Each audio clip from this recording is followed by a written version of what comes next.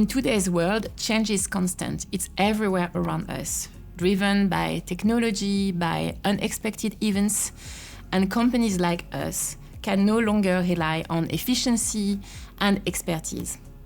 We need to embrace a growth mindset. But what does that mean, really?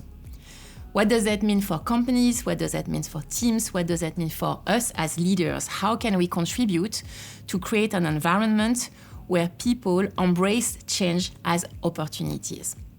I'm very happy today to be with Rajat, our Global Head of Packaging for Adhesive Technology and President for the region North America.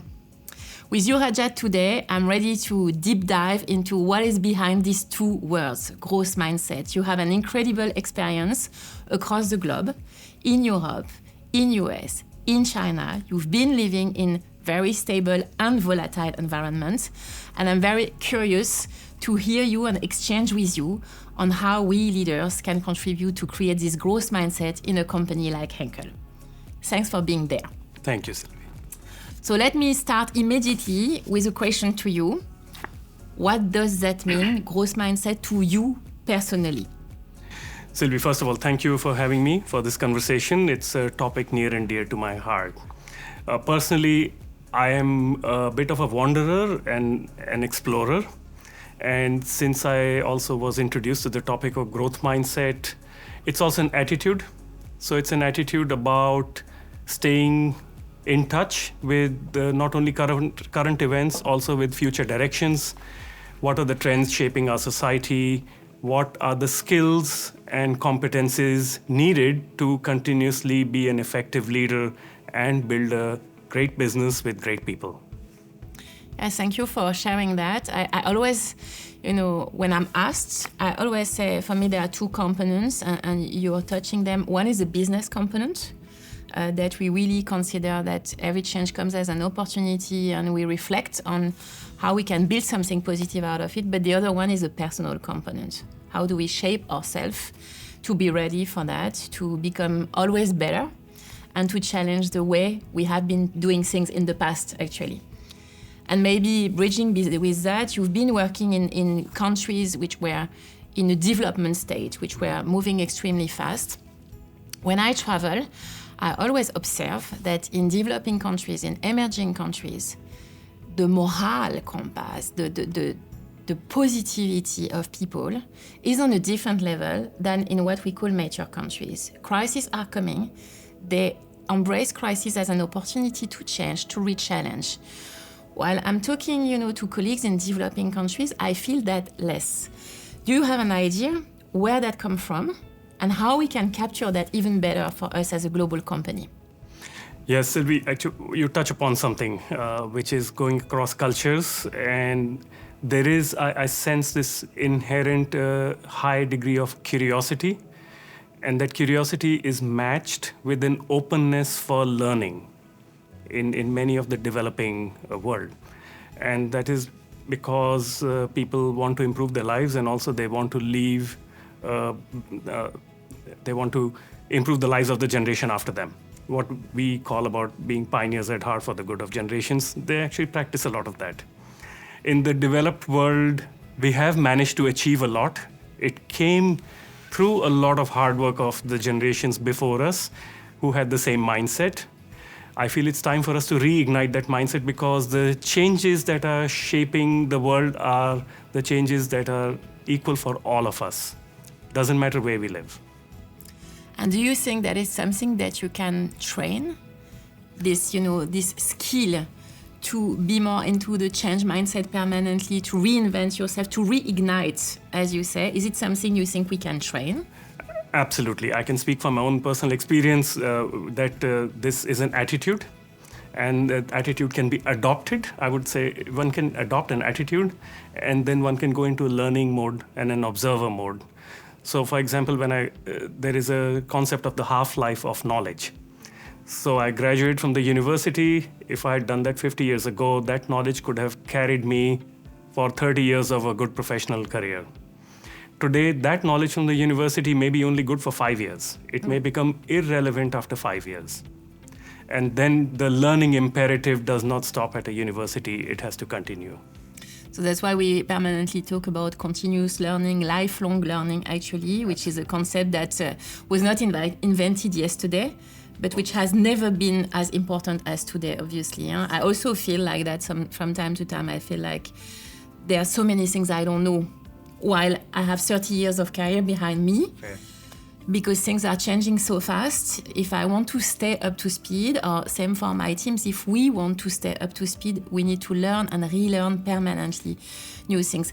Do you think that can be exhausting at time? It can feel exhausting at times, and it can also feel energizing at other times. So I take both of those feelings during my process of learning. There are days you feel exhausted. Can I do this? There are other days if you pick up a new insight, you apply it at work and you see a different outcome, it's also energizing. So they both go hand in hand for me. Were there a moment in your career where you felt, I have so much to learn, it's overwhelming? I did, Sylvie. 10 years ago, Henkel gave me a chance to work, to really make a fundamental change in the role I was in. So I moved from Düsseldorf to Shanghai, and I left the world of automotive to go into consumer and packaging goods industry. And I went from the role of being head of innovation to being a business head in the region. So 3 levels of change, and I had to accept the fact that I went from a role where I knew a lot, I felt I knew a lot, to being into a role where I had great responsibility with little knowledge about those competencies. So it put me in a situation, can I do this? And that really stretched my mind to its limit. And it was a very difficult experience in the beginning, and it's been, I would say, one of the most satisfying experiences I've collected over my life. So you took some risk? I took a risk of being willing to fail. And I took the attitude, I don't want to fail, but I'm willing to fail if I goes that far. I like that you touched that, because what goes hand in hand with growth mindset is certainly creating a culture of, failing and learning, and seeing that as something which can be positive in the sense of we create value out of that, and not necessarily dramatic. And that's something probably for big corporations like Henkel, who have been there for long, who have been used also to try to do everything perfect, at times can be a bit difficult because it's a real change. Do you think we are doing enough to create a culture in which we can fail and learn and try again?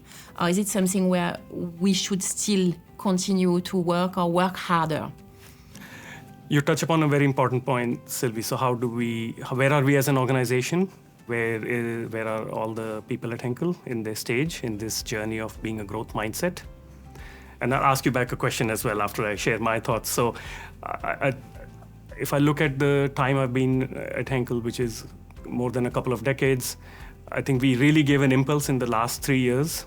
And we have seen management actually walk the talk, not only talk, about creating platforms for learning.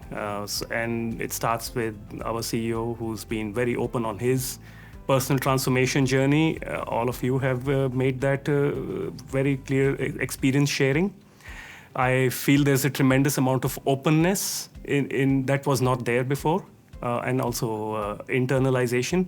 I also feel now it's also up to the rest of us, it's the rest of the 50,000 people who work here every day, to adopt that mindset. So the responsibility, I would put it back on all the people who have the wonderful opportunity to be here. And I would also love to ask you, Sylvie, that same question. Where do you feel we are from where you sit? No, I would echo what you said. I think the cultural transformation we've been driving has been helping us a lot to open up and to be more transparent and more reflective on what works, what doesn't work, and also from a personal standpoint where we eventually made mistakes. And I see more and more leaders or team members sharing that. Where I think we can still further progress is to also bring that more into the business, like looking at new brands, new technologies we have introduced, companies we've bought, new projects we have introduced, which didn't work. And really making the case out of that. Why didn't it work? What did we learn out of it? Maybe it was right to do it and to fail. Maybe we were too early. What can we really carry on out of the business experience? Because frankly speaking, in decades of careers, we all fail at a certain moment. We all launch a flop. We all make a big mistake with our organizational setup. So I think we have so much we can share. And as you know, we have a say in France, which is the ones who are not doing anything, they don't do mistakes. But we are all doing a lot of things. And I think here we could become better at sharing this experience with a very positive spirit of progress and learning. So that's something where I'm looking forward with a lot of hope that we can bring that to the next level, definitely. And I really like your passion about this topic. That leads me to another topic which is certainly important when we talk about growth mindset. There is a nice connection point. You heard like the colleagues, the management board this year talking about impact over perfection. We said, as part of the continuation of our cultural transformation, we want to see more movement in the direction of impact over perfection. And that comes also from the concern we have about the speed with which the world is changing. Yes. And that sometimes trying to be 100% perfect can lead us to be late, to lose the opportunity to pioneer, lose the opportunity to learn. And we have a lot of feedback on this, but also a lot of questions from the organization. What do you mean? What are we going to do differently? When do you come with a program? Which will not happen. We will not come with a program because we think it's a mindset shift. Do you feel that it's something which is easy to put into practice, that your team understands? Do you have examples you could share with us on how you try to bring that into your organization? Very interesting question. And as you were asking me the question, I was reflecting back. I'll share with you an example of current where we are today. So as I'm leading the business of packaging adhesives, that's one of our oldest businesses. We are very fortunate to have that first application of the paper adhesives that Mr. Henkel invented to close the Persil boxes. And that is a very large business today. However, now the packaging industry across the world is undergoing a fundamental change since the last 3 years. It's a bigger change that we have seen in the last 30 years. And what do we do in such a change? We have an amazing technology. Our customers respect us. However, the packaging of tomorrow, and it literally could be tomorrow, is going to look quite different from the packaging of today. So for that, it becomes now a topic of not how much we know about the solutions we provide today. That will not be the test of our success. The measure of our success. The measure of our success will be how quickly can we take those bold choices to develop solutions for tomorrow. A specific example is if you take a package today for packaged food, today many of these packages are not recyclable.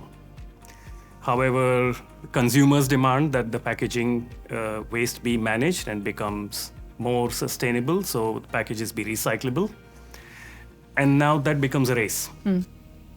So who can develop the first concept of a recyclable package, and who develops a good enough concept for a recyclable package? So we have some really exciting programs that are going on in that area. And the most intense part of that has been the transformation of the mindset. That we have to leave our expert mindset behind and turn into a student mindset and an experimenter mindset. And it's a really exciting time. It also creates some nervousness in the organization. And that's where the role of leadership comes in, to create that space for people to experiment, to learn, to fail, to learn again and make progress. I'd like to highlight 2 words that you said, which are, for me, extremely important in that journey. One is confidence, and the other one is exciting. We should have the confidence that we can strive for impact over perfection because we have great teams, we have great technologies, we have proven track record. So if speed matters so much today, we can take that challenge. Absolutely. Building on who we are, what we've been doing in the past. So we should have this confidence that we can go to the unknown because we are who we are. And exciting, because it's also exciting to do things differently. from the way you've been doing them in the past. And I think for leaders like us who've been long in the business, who've done a lot of different things, you also always need to trigger your own motivation and the motivation of your team. And the unknown or the different things can be also very exciting if we help our teams and if we reassure them, for sure. But I think that also what keeps you long in the business, certainly, that things are changing. I think 4 decades of career with exactly the same situation and same ways of doing things would be very boring. I agree. And how can we continuously win against the competitors? Exactly. And also they are not getting asleep. They're also looking for more impact and more speed. And that's certainly something that will help us to win the competition battle. Absolutely. Going forward. A strong growth mindset, speed, impact over perfection. Absolutely. I couldn't have summarized it better. Thank you very much, Rajat. That was a pleasure. Thank you, Sylvie. Great to be here.